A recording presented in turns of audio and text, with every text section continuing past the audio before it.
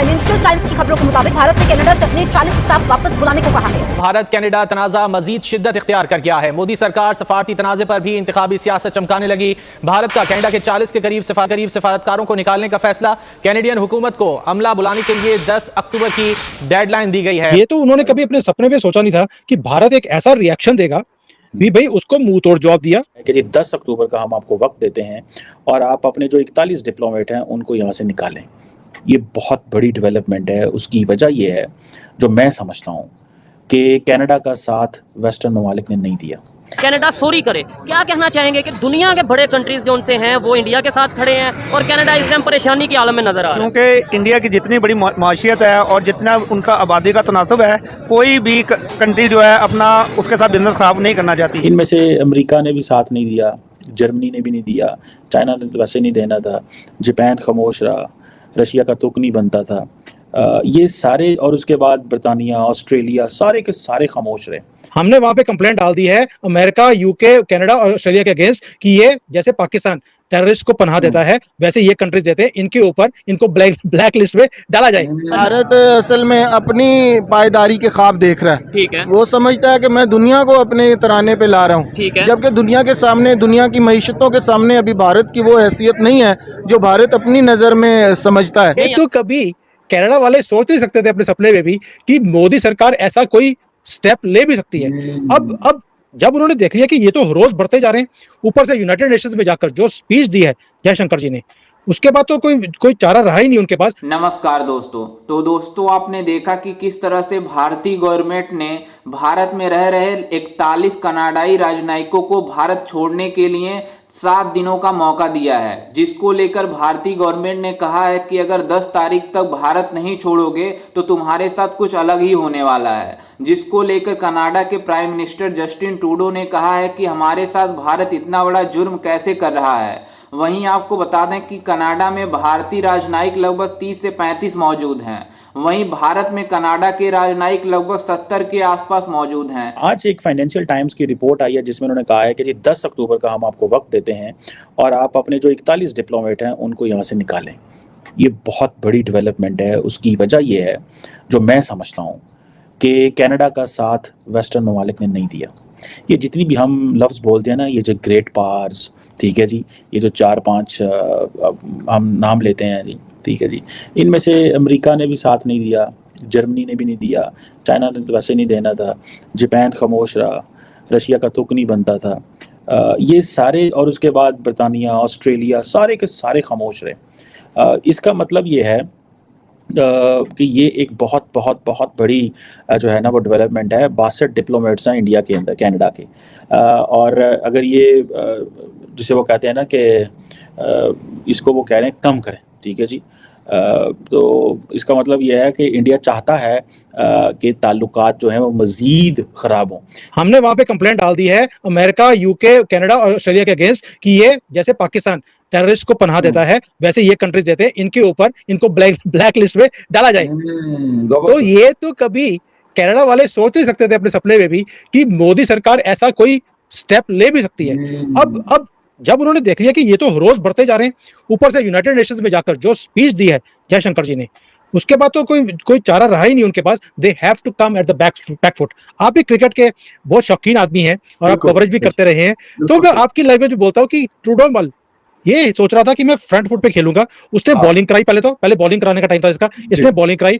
मोदी जी ने front foot के नहीं बढ़ के आगे फास्ट बॉलर को स्टेडियम से बाहर बॉल को फेंक दिया। मैं तो कहूंगा कि स्टेडियम से बाहर नहीं फेंका, दुनिया से बाहर ही फेंक दी बॉल। वो अब उसको बॉल मिल नहीं सकती। तो ये इशू है जो ट्रूडो माल ने कभी सोचा नहीं था। अगर इंडिया को दुनिया समझ रही है कि इंडिया एक इमर्जिंग पावर है, तो यहाँ पे आपको कनाडा को एक टफ पोजीशन लेनी पड़ेगी, पहली बात। दूसरी बात ये है कि उन्होंने पिछले कुछ अर्से में एक चीज़ तो ये की है कि नरेंद्र मोदी इस पर बात नहीं करते, दूसरी बात।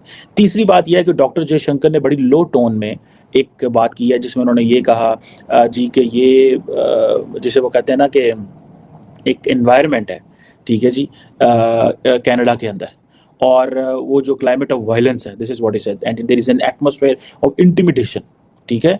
बेसिकली इंडिया ये कहता है कि अगर ऐसे लोग जो सेपरेटिस्ट मूवमेंट को कामयाब कराना चाहते हैं वो किसी भी कंट्री में मौजूद हैं और वो एक्टिव हैं और उनकी जो होस्ट गवर्नमेंट है वो उनको सॉफ्टली डील कर रही है फॉर वन रीजन और दी अदर रीजन, तो हमें इस पे करना पड़ेगा। देखिए आज का जो दुनिया है ये फायदे की दुनिया है।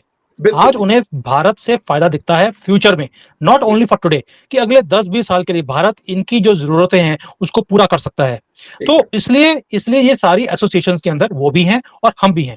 हम कोई ये नहीं है कि सिर्फ जरूरत के लिए हैं, हमने अपनी परफॉर्मेंस भी दिखाई है पिछले 10 सालों में। नहीं तो इससे पहले हमें इन सारे प्लेटफॉर्म्स के अंदर क्यों नहीं रखा जाता था? क्योंकि हमारी परफॉर्मेंस भी अच्छी नहीं थी। अब हमारी परफॉर्मेंस है, दुनिया देखती है कि they mean business. So when we mean business, they also want to make us part of everything. एक तो ये चीज है। दूसरा जो हमने अब इनके ऊपर एलिगेशन लगाया कि भाई FATF में आपको डाल देंगे, अब इसकी ये जो मुद्दा है, इसका रीजन क्या है? See, we speak from a point of strength. Pakistan भी ये बढ़ के लगाता है, मैं उसको बढ़ के बोलूंगा, हम बढ़ के नहीं लगा रहे।